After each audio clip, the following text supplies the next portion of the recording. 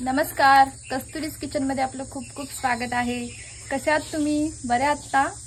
तर आज आपण बनवणार आहोत हिरवा माठ, म्हणजेच त्याला आपण गावच्या ठिकाणी पोकळा असे बोलतात।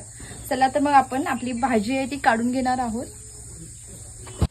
मस्तपैकी आपण असा हा आपला पोकळा काढून घेतला आहे। तो आपण आता स्वच्छ पाण्याने धुवून घेणार आहोत आणि त्यानंतरच आपल्या रेसिपीला आपण सुरुवात करणार आहोत। आता आपली भाजी आहे ती आपण छान स्वच्छ पाण्याने धुवून घेणार आहोत।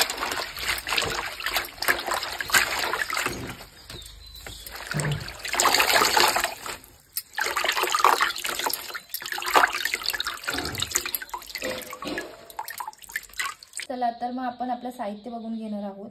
मी 2 मिरची घेतलेत, त्यानंतर 2 ते 3 लसणीच्या पाकळ्या आहेत, 1 कांदा घेतला, त्यानंतर चवीनुसार मीठ, तेल आणि आपली भाजी। आपली भाजी आपण छान अशी बारीक चिरून घेणार आहोत।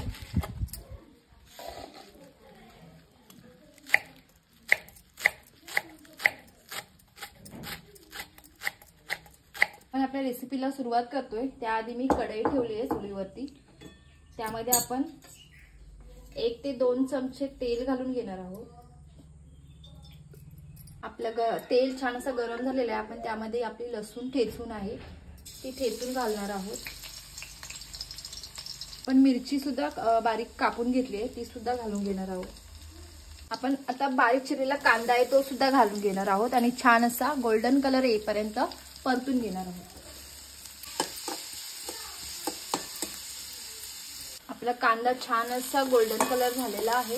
त्यामध्ये आपण आपली जी भाजी आहे ती आपण घालून घेणार आहोत। छान अशी आता आपण ती परतून घेणार आहोत। आपण आपल्या भाजीमध्ये चवीनुसार मीठ घालून घेणार आहोत।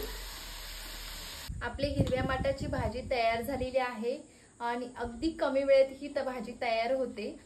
तुम्ही सुद्धा नक्की ट्राय करा आणि ही भाजी तुम्ही भाकरी सोबत किंवा चपाती सोबत खाऊ शकता। रेसिपी आवडली असेल तर लाईक, शेअर आणि सबस्क्राइब करायला विसरू नका। धन्यवाद।